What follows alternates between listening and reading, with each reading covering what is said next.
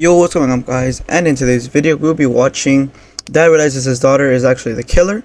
Wait, she's in the ground. So there's Who is? my mom! This man has just been told that his wife has been murdered. However, he never could have expected that it was his daughter that was responsible.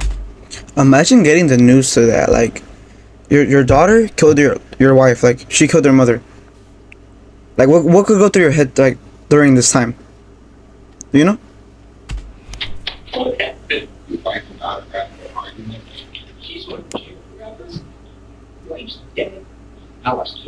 On March 3rd, 2020, Ohio police responded to a 911 call at an address in Akron and found Brenda Powell on the floor of her kitchen.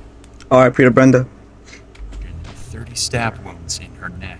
Her daughter, Sydney, was in the house at the time and told police this was a home invasion turned brutal murder. But even though Sydney was injured as well, there were still questions left unanswered. Things weren't adding up for the cops. Brenda was on the phone with one of Sydney's college professors at the time she was attacked, and during that call, she suddenly started screaming before the phone went dead. So you decide to attack while she's on the phone? Like, if you're going to kill someone, like, no pointers or nothing, but like, at least do it with like no one's around or no one's listening, you know? He called back. The voice on the other end of the phone claimed to be Brenda, but the college professor knew this was a lie and suspected Sydney was pretending to be her mother. Fearing the worst, he called 911 and the first responders arrived in no time. That's crazy. Imagine, yo, that's crazy. So the dad didn't know. So the professor called the cops. Okay.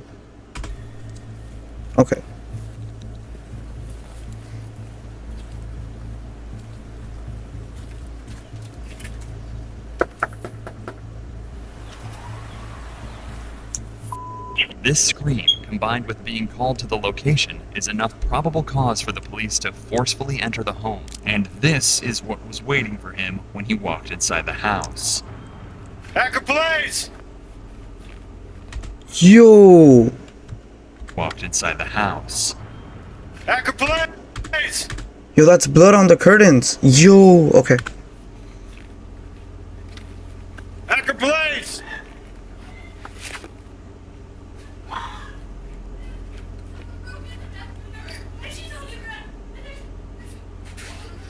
Where's your mom at? Okay, stay right No, there's so much blood. No, wait! Jesus, I'm going now! No! Stop!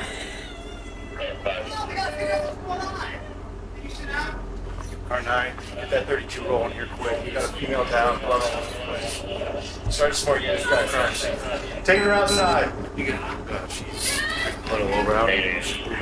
Secure the scene. She looks like a 22. She looks like she's been out for a while. There's blood all over the place. There's a knife by her head and stuff like that. There's a huge pool of blood.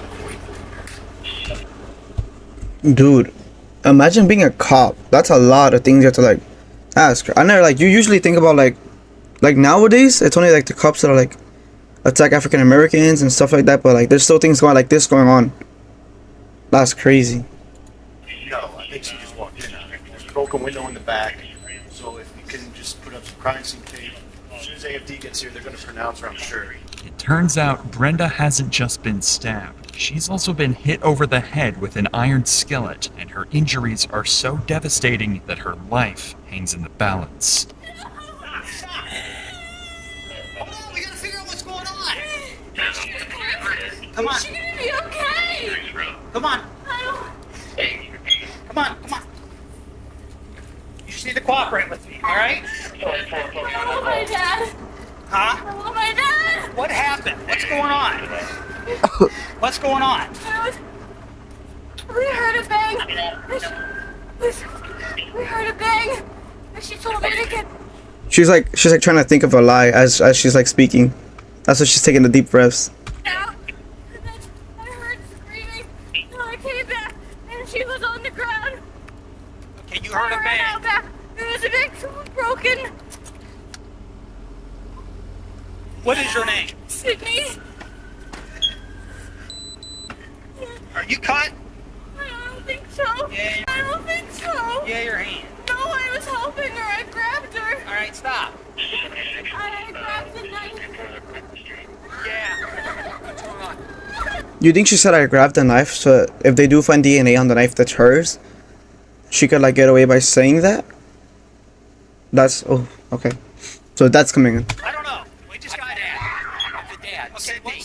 I don't know. Okay. I don't know. Sydney appears to have been injured as well, is suffering from shock, and struggling to hold herself together. Even the arrival of her father, Steve Powell, doesn't calm Sydney down. Police need to lock down the crime scene and try to figure out exactly what's happened. The back window's broken in. So you're gonna have to. Yo, her like socks or shoes, bro. They're full of bro. Yo, Inside there. So. yo. She was there with someone alive. Okay. She's got a minor cut. Inside the house, there's a broken window and the knife used to stab Brenda, but something isn't quite right, as the broken window had blood dripped on the outside of it, leading police to conclude it could have only... That's crazy, bro. If you're gonna do something like that, like make it more been believable. broken after. I'm not saying do it, but like, if you're gonna get caught, like stop making lies, you know? Brenda had been stabbed. However, Sydney claimed that the intruder used the window to enter and was broken before the attack, leading to the first of many inaccuracies in her story. Interesting. Okay, do we know who, where, which way? That's the younger guy. I'm looking through here and I can see pictures.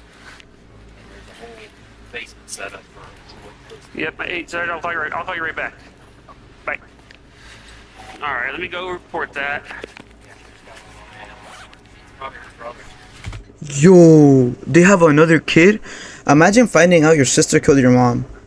Like, I'd low-key,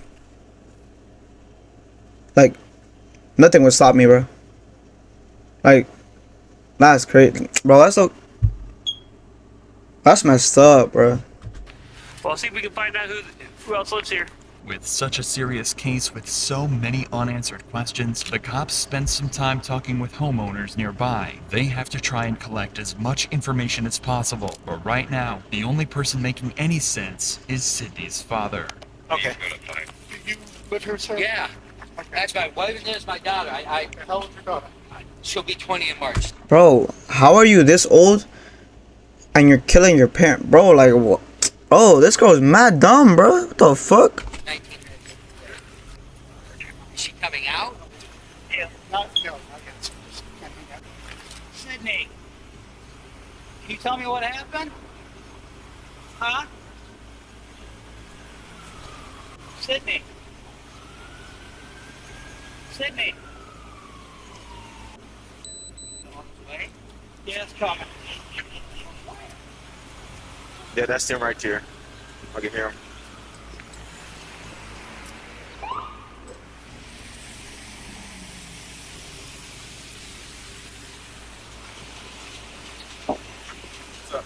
Hey, boss. Hey, down there. You know, the neighbors are probably scared too, cause like where I live, there's been like a couple like accidents with like ambulance and all that, and like my parents and I we're chismosos, so we go out like outside of our houses to look. Like usually we're like, oh, something bad probably happened, but this is awful. Like I don't think my imagination could ever come up with like a scenario where like their own kid killed their parent, you know? Yeah. While trying to piece this puzzle together, police speak to Steve Powell and one of Sydney's friends down at the station, in the hopes that they may be able to help them shed some light on exactly what happened. But unfortunately for Steve, he has absolutely no idea Sydney is the attacker, or even worse, that his wife is in critical condition at the hospital and likely won't survive, something detectives will have to break to him sooner than later. Who'd you get a call from? Yeah, call from you, call from you. Oh, okay. He said there was a call, went out, a distress call from the University of Mount Union where my daughter was going, and said, female in distress. I said, well, that's funny because Brenda's there, my wife. So I called Brenda, and it rings and goes off. No answer. I called Sydney back. Rings. How was he so calm? Like if I was in this situation, I'd be like, what the fuck happened? Like I'd be more more scared or more anxious to find out what really happened. This guy seems calm. I don't know. I find it weird. No answer. I call her in the back, ring, no answer. I'm pacing around. I call G back. So I'm on the phone with him, telling him there's no answer. My doctor calls me back. I said, oh, mom's on the phone with me, with Mount Union. I said, well, cops are on the phone. There's a break in, and there's, she just started. What? Hold on. He lets her know cops are on the way. And that's when she comes up with a lie that you're breaking. Because by that time, the mom has already been killed, I'm assuming. So she's already coming up with the lies. There's been somebody broke into the house. There's blood everywhere. She was hysterical and crying. So first, when you talked to her, she said, your bike was on the floor. Yes. As soon as I said, cops are on the way, the hysteria started. Yeah, see, that's suspicious, you know. That's... okay. Well, as far as we knew up until today, yes, but apparently not for the last, maybe a couple weeks. What Sydney hadn't told her parents was that she'd been kicked out of college weeks before this happened, and had been lying to them ever since. But she did tell... Where was she hiding is the question, you know what I mean? Because if she's kicked out, where are you going to stay with this friend? Is that why she's a suspect? Or, you know. her friends, including Lauren, who lived in the same dorm. Now, we understand that Sydney was your roommate at Mount Union? She was last year and this year. And so you've been friends ever since your freshman year at St. B? Mm-hmm. Go over each other's houses, everything like that? Yep. Well, she started off in exercise science freshman year, her first semester. But then she didn't like the classes, so she switched over to psychology and sociology. But then she didn't really like that. So this year she switched to education, and then she didn't like that either, and that's one of the reasons she left, just because she really couldn't find what she liked. I think she struggled in her classes. I don't think the grades were the best, but she didn't really tell me that. Because I wasn't really struggling. I think she kept a lot of stuff hidden, because when we were just talking or with our friends, she always seemed happy. Like, she seemed okay, like I said, I couldn't tell. Until the end, where she was kind of just like struggling, and she kind of was sad, and just like wanted to do, and she had it. Establishing Sydney's state of mind leading up to the incident will help detectives find out if she simply snapped or if this was premeditated. The issue is, Sydney is going to claim that she actually has no idea what happened throughout this entire case. In fact, she's going to base her entire defense on the fact that she blacked out and even claim insanity using this. This means the cops still have no solid proof that Sydney is the guilty party, but they're starting to discover she was hiding secrets from just about everyone. Well, I know she's had away for a while. But I think those this last semester, like starting coming back in January, when it really started, that she was kind of more like upset because she really didn't know what she wanted to do. My friends and I were worried for her because we didn't know what was going on because she didn't tell us, and then Lauren knew something was wrong and tried to help. At first, she had no reason to doubt her and was as supportive as any friend could have been at a time like this. But even Lauren grew suspicious of Sydney's evasive behavior. Sydney was a walking red flag. I could tell she was getting more upset and more sad. And I told her, like, I'm here, like, you can tell me, I'm here for you. If you need anything, I'm here. But she never really opened up until she was leaving, until she was struggling in school, and that she was trying to figure out what was going on, and that's when I started to try to help her. Let's talk about this. You're her best friend, and I know this is difficult, but tell us about her relationship with her parents. Her and her parents have a really good relationship. Well, apparently not. Because otherwise it wouldn't have happened. Her mom and her were best friends. Like, they did everything together. Like, one of the reasons she went home was to be with her mom. They were always... Went home to do what, huh? Real question. So she never said anything bad about her mom. She never ever talked about having an argument with her mom. Like, I can't recall every time she'd be going home, she's like, I can't wait to see my mom. Or when she goes home for weekends, she'd be like, oh, my mom wants me to come home, so I'm going to hang out and like, watch movies. And she loved being home. By this point, Sydney is becoming wrapped up in a lie that she's going to struggle to escape from. But instead of owning up, she decided to make out as if college just wasn't working out for her and tried to convince her parents that they could save a lot of money on college bills if she left to pursue other things. What's going on? You're not going to switch this. I'm overwhelmed in school, and I don't really like what I'm doing, and it seems like it's a waste of my time and your money. So that's all part of it. Nobody's going to tell you you need to do what you're doing when you're 20. You need to figure it out. But that's not what she told her friends. When she's talking to you about, the problems she's having at school, did she mention that she tried talking to her parents? Yeah, I know she definitely, especially when she left, she talked to her mother about leaving, and they kind of made that decision to leave now. Like, she told them. Lauren's suspicions were proved to be right, and Sydney is switching stories on the two of them, bro. They must not really be best friends. was lying to her friends, but at the same time, she was also lying to her parents, who knew nothing of her problems at college until they received a phone call from Sydney's professor. So Steve and Brenda began crisis talks to find out exactly what was going on with their daughter. So I went back, I called my wife on my daughter's phone. She picks up, she was working down children's. And she goes, what's wrong? And I basically told her, I said, I'm in Sydney. I think the reason we can't get on is because she's unenrolled. She hasn't been going to school. Sydney became wrapped up in two sets of lies, the story she told her friends and the story she told her parents. Failing grades aren't the end of the world, and any parent would support their child through such difficult times. But it seems she thought her parents would be mad and couldn't bring herself to tell them she'd been asked to leave the college. Yeah, we asked what she was doing, and she said she was good. Like, she acted like what we would see as normal. Like, she was laughing, she was having fun. She said she got jobs. Because she worked at the Akron Rubber Ducks.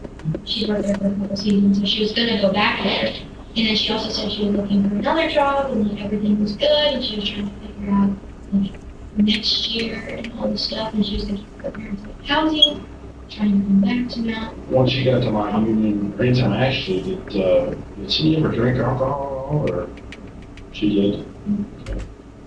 Was she drunk at the time? Or was she just like sane and wanted to do that? Like, I want to know what caused this to happen.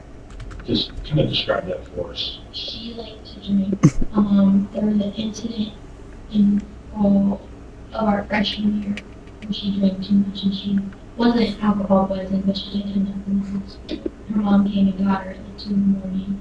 Usually after that, her and I worked together, and she did drink. I usually kind of like slow her down after a little bit, but she's small.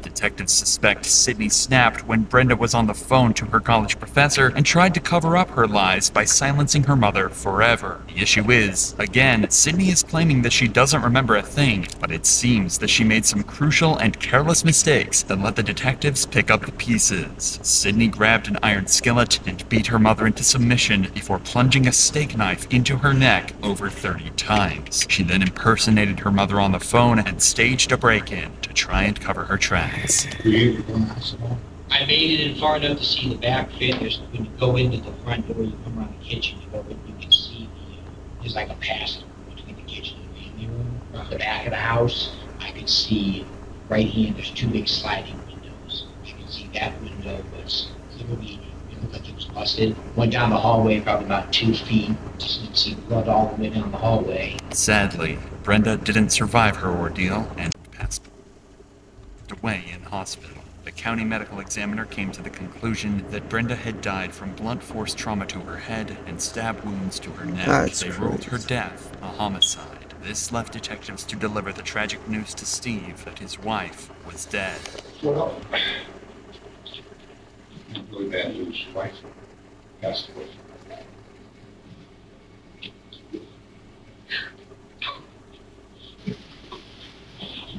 Detectives investigated Sydney's claims that an intruder was responsible, but their findings didn't seem to match her story, and the evidence was painting a different picture altogether. This left detectives with one final devastating task to carry out, telling Steve that his own daughter killed him.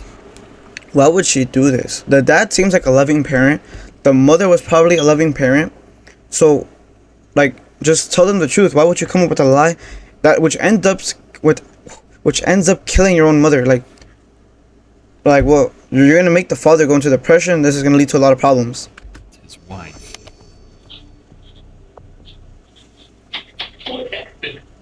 think someone broke into the house.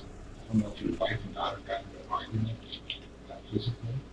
I mean, the window was broken, but there's no forced entry into the house. Did your wife and daughter ever have like really heated arguments? It's not possible. Your son's outside. He doesn't. My son's here. Would you like to be with your son? I don't know. Wait, the son doesn't know anything? The son doesn't know. That's. I don't know. Anytime there's no rush for me. It's simply impossible to imagine the turmoil Steve must be going through at this moment. His wife murdered and his daughter the main suspect. Finally, Steve realizes the detectives might be right, leaving him to deliver the news to his son. Clearly, they think Sydney did this. Now let's do it. She's going to jail forever. Wife's dead.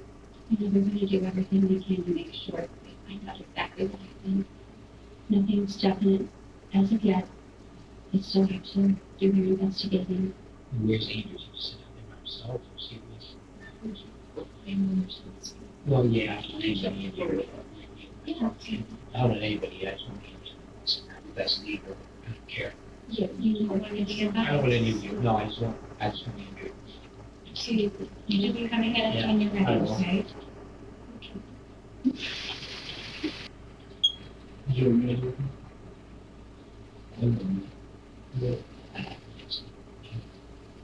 They don't know. They haven't told me.